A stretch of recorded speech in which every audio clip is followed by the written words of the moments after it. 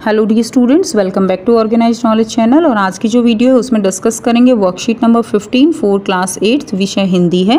और ये वर्कशीट आपके लिए 8 सितंबर 2021 के लिए शेड्यूल की गई है। सो आज की जो वर्कशीट है उसमें हम बच्चों बस की यात्रा का दूसरा भाग पढ़ेंगे। सो वर्कशीट शुरू करने से पहले बेटा प्लीज़ चैनल को सब्सक्राइब कर दीजिए, बेल आइकन को प्रेस कर लो ताकि आपको आने वाली वीडियोज़ की नोटिफिकेशन वो समय से मिल जाएँ। So let's start. बस कंपनी के एक हिस्सेदार भी उसी बस से जा रहे थे। ठीक है, तो जिस बस में लेखक और उसके जो 4 मित्र हैं वो सफ़र कर रहे हैं, उसी बस में कंपनी के एक हिस्सेदार जो हैं वो भी उसी बस में जा रहे थे। ठीक है, अब देखिए हिस्सेदार कौन होता है? साझेदार। साझेदार जो है उसको हिस्सेदार कहा जाता है। हमने उनसे पूछा यह बस चलती भी है? तो अब लेखक और उनके मन में बड़ा भय है कि कहीं ये बस रास्ते में रुक जाए, क्योंकि इसकी हालत ऐसी है। आप देख पा रहे हो चित्र में कितनी बुरी हालत में ये बस है। तो लेखक को जो है ये यहाँ पर संदेह है कि ये बस हमें हमारी मंजिल तक पहुँचा पाएगी भी या नहीं पहुँचा पाएगी। तो वह बोले, उन्होंने उनसे पूछ लिया हिस्सेदार से कि यह बस चलती भी है? तो वह बोले चलती क्यों नहीं है जी, अभी चलेगी। हमने कहा वही तो हम देखना चाहते हैं, अपने आप चलती है यह? तो ये भी एक जो है यहाँ पर बड़ा ही व्यंग्य है बस के ऊपर कि यह बस हम देखना चाहेंगे कि ये खुद से चलती है। ठीक है, तो फिर जो हिस्सेदार है वो क्या कहता है? हाँ जी, और कैसे चलेगी? गजब हो गया, ऐसी बस अपने आप चलती है? तो फिर ये जो है मजाक करते हुए कहते हैं कि गजब हो गया है, जो इतनी बुरी हालत में बस है वो खुद चलती है। हम आगा पीछा करने लगे। डॉक्टर मित्र ने कहा डरो मत, चलो, बस अनुभवी है। तो बस अनुभवी का मतलब क्या है यहाँ पे? कि बस इतनी पुरानी है कि उसको जो है क्या कहा गया है कि वो बहुत ही ज़्यादा अनुभवी है, यानी बहुत सालों के निशान जो है उसने अपने शरीर पर ले रखे हैं। नई नवेली बसों से ज़्यादा विश्वसनीय है। विश्वसनीय का मतलब भरोसे वाली है। नई नवेली बस का मतलब क्या है यहाँ पे? नई नवेली बस जो है यानी जो नई बसें हैं, ठीक है, जो बहुत ही अच्छी हालत में हैं, और जो मित्र हैं वो विश्वास दिला रहे हैं कि नई नवेली जो बस है उनसे ये ज़्यादा भरोसेमंद है।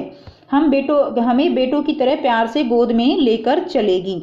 तो ये जो है यहाँ पर व्यंग्य कसते हुए कहते हैं कि ये जो है हमें बेटों की तरह ही, जिस प्रकार जो बुजुर्ग व्यक्ति हैं, जो बुजुर्ग महिलाएं हैं, वो अपने बच्चों को बिल्कुल प्यार से गोद में उठा के चलती हैं, उसी प्रकार ये बस भी इतनी बुजुर्ग है और इतनी ज़्यादा विश्वसनीय है ये बस।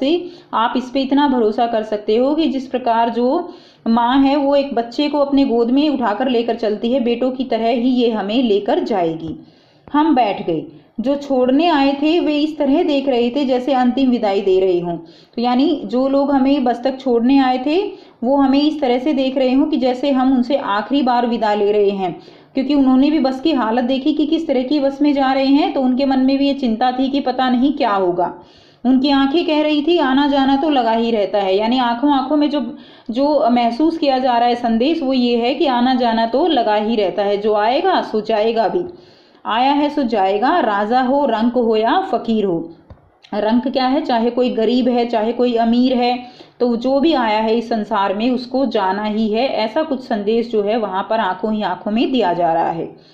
आदमी को कूच करने के लिए एक निमित्त चाहिए, यानी आदमी को जो है कूच करना यानी जाना।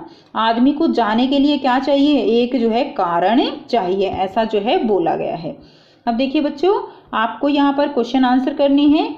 अब गद्यांश के आधार पर निम्नलिखित प्रश्नों के उत्तर दीजिए। तो पहला प्रश्न क्या है? यह बस चलती भी है? लेखक व उसके साथियों ने ऐसा क्यों पूछा? तो उन्होंने ऐसा क्यों पूछा? क्योंकि बस की हालत बहुत खराब थी।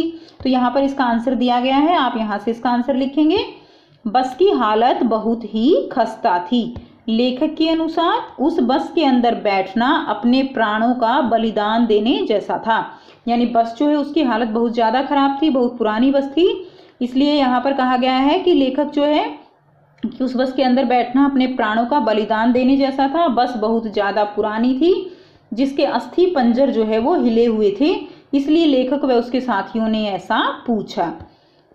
सेकंड क्वेश्चन क्या है? आपके अनुसार डॉक्टर मित्र ने बस को नई नवेली बसों से अधिक विश्वसनीय क्यों कहा? तो डॉक्टर के अनुसार यह बस कैसी है? बहुत अनुभवी है, क्योंकि यह बहुत पुरानी है और हर तरह के अनुभव इसने लिए हुए हैं। जिस प्रकार बुजुर्ग जो लोग होते हैं उनके पास अनुभव होता है और वे हर बात को सुलझाने का दावा करते हैं, उसी प्रकार यह बस भी अनुभवी है। नेक्स्ट देखिए प्रश्न 3 क्या है? विदा करने आए लोगों की प्रतिक्रिया को देखकर लेखक को कैसा लगा? तो जो लोग छोड़ने आए थे लेखक को, उनको देखकर लगा मानो वो उनको अंतिम विदाई देने आए हों, जैसे आंखों ही आंखों में कह रहे हों कि आना जाना तो लगा ही रहता है, जो आया है उसको जाना भी है।